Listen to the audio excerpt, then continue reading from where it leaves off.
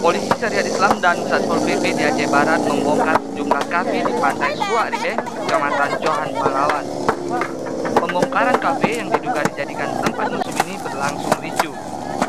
Pemilik kafe mengejar anggota polisi Syariat Islam yang berupaya membongkar pondok di sepanjang pantai. Pembongkaran paksa sejumlah kafe yang dinilai melanggar Syariat Islam di tepi Pantai Suaride dilakukan petugas gabungan polisi Syariat Islam, Satpol PP, anggota polisi, dan TNI. Sempat terjadi perlawanan dengan pemilik kafe. Tak terima tempat usaha mereka dibongkar, pemilik kafe pun nekat mengancam petugas dengan menggunakan parang dan ringgit saat penertiban berlangsung.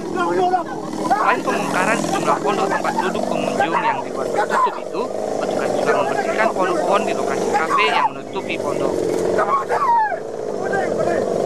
Pembongkaran paksa ini dilakukan karena para pemilik kafe dinilai telah melanggar peraturan Syariat Islam. Padahal, sebelum dilakukan pembongkaran paksa ini, pihaknya sudah sering melakukan pembinaan dan masukan agar pemilik kafe tidak membuat tempat usaha yang mengundang maksiat. Jelang bulan suci Ramadan, polisi Syariat Islam akan terus melakukan penertiban di lokasi-lokasi yang selama ini dinilai sering dijadikan sebagai tempat maksiat. Dari Aceh Barat, Diki Juanda melaporkan untuk Aceh Video.